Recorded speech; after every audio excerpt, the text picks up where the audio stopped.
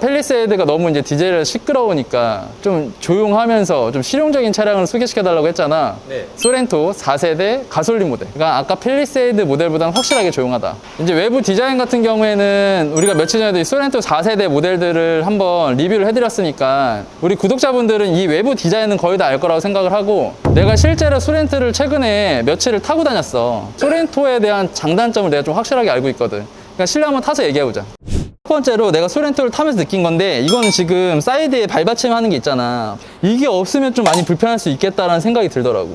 좀 약간 얘가 높이가 좀 어중간하기는 해. 그러니까 얘가 있어서 이런 식으로 타면 괜찮아. 그리고 내릴 때도 이렇게 발을 내리려고 그러면, 다리가 짧아서 그러는 게 절대 아닙니다. 바로 내리려고 그러면 너무 공간이 높잖아. 너무 약간 이렇게 내려야 된단 말이야, 불편하게. 사이드에 발을 받쳐주는 이 부분이 생각보다 중요하다. 저한테도 꼭 필요한 옵션인 것 같습니다. 그치? 너도 다리가 좀 짧으니까.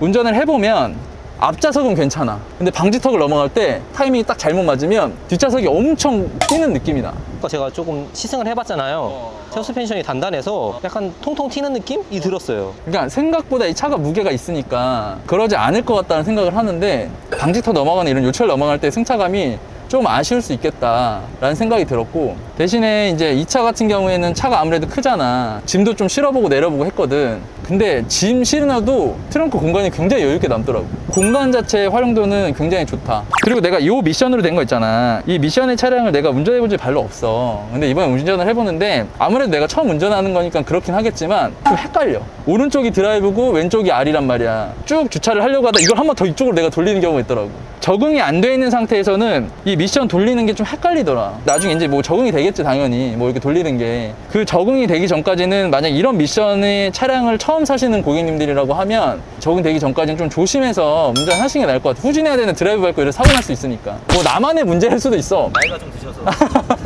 좀 뭔가 이런 인지 능력이 떨어지나? 오토홀드 기능 같은 경우에는 사실 저는 굉장히 유용하게 쓰는 옵션이에요. 저 어느 차든 간에 오토홀드가 있는 걸 굉장히 선호하기 때문에, 이번에 이 소렌토 4세대를 타보니까 살짝 밟아주는 느낌이 있어야 아까 오토홀드가 걸리는 느낌이더라고요. 그래서 내가 뭐 잘 사용하지 못하는 걸 수도 있는데, 내가 브레이크를 잡고 완전히 제로가 떨어졌을 때도 밟히지 않더라고. 오토홀드를 처음 사용해본다 하시는 분들은 이제 시속이 이제 제로니까는 걸렸겠지라고 생각하실 수 있는데, 갑자기 차가 나갈 수도 있습니다. 그러니까 항상 살짝 밟아주면 오토홀드가 걸리거든요. 제가 지금 보여드릴게요. 바로는 안 걸려. 지금 계속 흰색이야. 근데 여기서 살짝 브레이크를 잡으면 그때 걸려. 이거 좀 유의하셔서 차량 운전하실 때 쓰시면 좋을 것 같아요. 지금 이 가솔린 차량 소렌토 4세대는 지금 보면 굉장히 조용하잖아. 굉장히 조용합니다, 진짜. 소리에 좀 예민하신 분들은 연비가 좀 더 안 좋더라도 가솔린으로 가야 되겠다 하는 생각이 있거든. 연비가 얼마나 나오나요? 그렇게 많이 탄 것 같지 않은데 한 3만 원 정도 넣고선 초원에서 안성 정도를 왔다 갔다 하는 정도니까 기름 넣으라고 또 뜨더라고. 그러니까 내가 연비를 선택할 건지 아니면 연비를 좀 포기하더라도 약간 정숙성을 선택할 건지에 대해서 소렌토를 디젤로 사실 건지 아니면 휘발유로 사실 건지 뭐 그렇게 생각을 하셔가지고서는 차량 구매하시면 될 것 같고요. 너라면 휘발유가 난 것 같아, 디젤이 난 것 같아? 디젤보다는 가솔린이 더 좋은 것 같아요. 어쨌든 디젤은 또 환경 부담금 나오고 관리도 어렵고 그냥 마음 편하게 가솔린 타는 게 좋을 것 같아요. 어차피 그 돈이 그 돈인 것 같다. 네. 제가 생각할 때도 사람마다 약간 하루하루 주행하는 주행거리가 다르잖아요. 그래서 너무 장거리 뛰시는 분들 사실 부담될 수 있거든요. 그러니까는 그런 분들 말고 좀 실내 위주로 다니시는 분들 같은 경우에는 가솔린도 꽤 괜찮은 선택지가 되지 않을까 생각합니다. 어때, 이 차 같은 경우에? 이 차로만 하자, 이제. 근데 최근에 얼마 전에 보니까 이거 소렌토 페이스 리프트 됐던데 그러면 이 차량이 좀 더 싸지는 건가요? 페이스 리프트가 되면 아무래도 금액이 좀 떨어지긴 하는데 당장 떨어지진 않아. 당장 떨어지진 않아요? 왜냐면 중고차 딜러들이 차량을 매입을 하잖아. 근데 내가 만약 1,000만 원에 매입을 했어. 내가 지금 1,000만 원에 매입한 요 시세가 한 번 떨어지고 나서 그 다음에 중고차 가격이 떨어지는 경우가 많지, 갑자기 여기 있는 사람들이 전체 차량 가격을 내릴 수는 없으니까 페이스 리프트 되는 차들이 나온다는 것까지 감안해서 매입을 하기 때문에 시세 자체가 그렇게 막 드라마틱하게 떨어지진 않아. 그래요? 어. 그럼 제가 굳이 이 차를 살 필요는 없을 것 같은데. 제가 이거 아까 시승을 해보니까 통통 튀는 승차감이 좀 별로인 것 같아서 묵직하고 약간 보트 같은 잔잔한 차량을 타고 싶어요.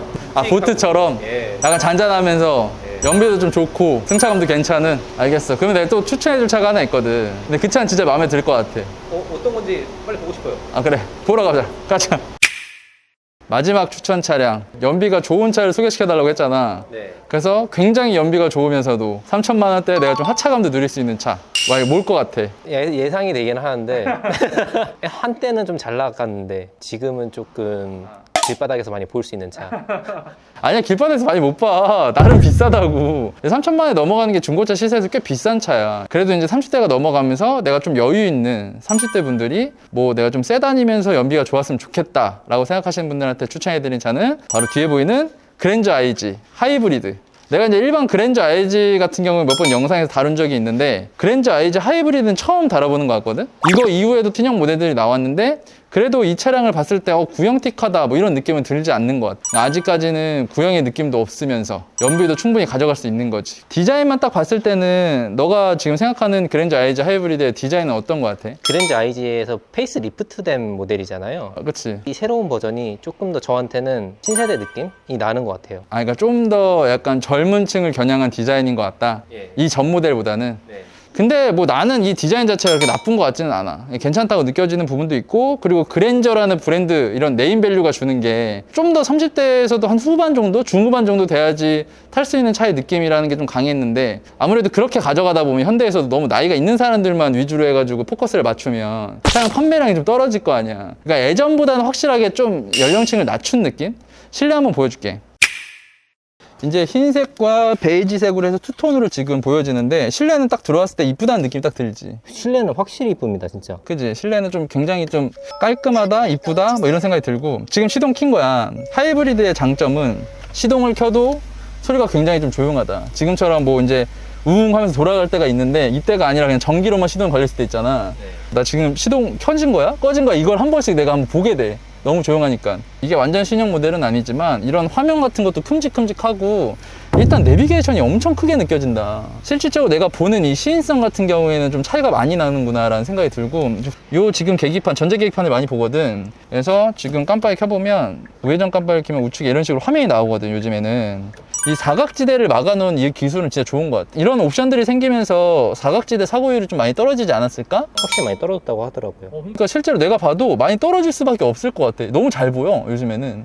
아, 이런 기술들은 진짜 괜찮다라는 생각이 들고, 한번 뒷좌석 한번 타볼까? 확실히 그랜저는 공간이 진짜 넓어. 항상 느끼는 건데. S클래스 숏바디도 레그룸 공간이 이만큼 안 나오거든? 그러니까 S클래스 롱바디 진짜 되는 정도의 차량의 레그룸 공간인 것 같아. 뒷좌석 공간은 진짜 여유 있다. 뭐 뒤에 애들을 태우시거나 아니면 뒤에 사람을 태워야 되는데 좀 공간이 좀 여유 있게 있어서 뒷좌석에 타신 분들이 좀 편안했으면 좋겠다고 생각하시는 분들도 계실 거 아니야. 그런 분들한테는 진짜 좋은 차인 것 같아. 그리고 뒤에서 간단하게 작동할 수 있게 되어 있고, 그리고 이쪽에는 이제 컵홀더가 이렇게 두 개가 되어 있어서 이렇게 커피나 음료수 같은 걸 이렇게 놓고 다니시면 좋을 것 같습니다. 대표님, 근데 이 차가 하이브리드 모델은 2.4 엔진밖에 없더라고요. 그 사람들이 조금 답답한 거 아니냐라고 하는데 어떻게 생각하세요? 그랜저를 타면서 뭐 이 차가 빨리 나가고 뭔가 스포츠성을 원하는 건 아니잖아. 정숙성을 원하는 느낌이 좀 있지. 엔진이 이거보다 좀 더 윗단계 엔진이 있었으면 좋았을 거라는 생각도 들기는 들어. 그러면 좀 고를 수 있잖아. 근데 사실 실제로 2.4를 타보면 운전을 하는 데 있어서 차가 너무 안 나가서 답답하다 할 정도의 느낌은 아니야. 대신에 이제 이거를 3.0을 타보면 상대적으로 비교가 되니까 거기서 답답함은 오지. 그러니까 제일 좋은 거는, 내가 몰랐을 때는 그냥 이러고 살아. 근데 뭔가 새로운 게 생겨서 그걸 쓰기 시작하잖아? 그럼 그때부터 내가 원래 하던 게 불편해지기 시작한단 말이야. 그러니까 약간 새로운 뭐 3.0이나 그 이상의 엔진을 내가 받아들이지 않으면, 아, 그냥 원래 차들은 다 2.4구나 이렇게 생각하고 탈 수가 있다는 거지. 저는 오늘 봤을 때 소개시켜 주신 차량 중에 3천만 원대 그랜저 IG면은 제일 괜찮은 것 같아요. 어쨌든 GN7은 좀 말이 많잖아요. 그래서 아무래도 결함이 좀 많다고 하니까. 그래도 IG 같은 경우에는 디자인 호불호도 적은 편이고, 그래도 이 정도 퀄리티의 안에 컨디션이면은 저는 이 차량으로 살 것 같습니다. 4대 중에서 얘가 제일 나은 것 같아? 네, 제일 나은 것 같아요. 내가 그래도 4대 정도를 보여준 의미가 있네. 그럼 계약을 한번 하러 갈까? 근데 이거는 또 어떻게 괜찮겠니? 할부를 한번 좀 쓸어 가볼까? 일단 지금까지 총 4대의 차량들을 보여드렸고요. 이 4대 중에서 나랑 가장 어울리는 차가 어떤지 한번 보시면 좋을 것 같습니다. 중고차를 구매하시는데 도움이 되었으면 좋겠고, 다음에는 더 좋은 영상으로 찾아뵙도록 하겠습니다. 중고차는 빡차.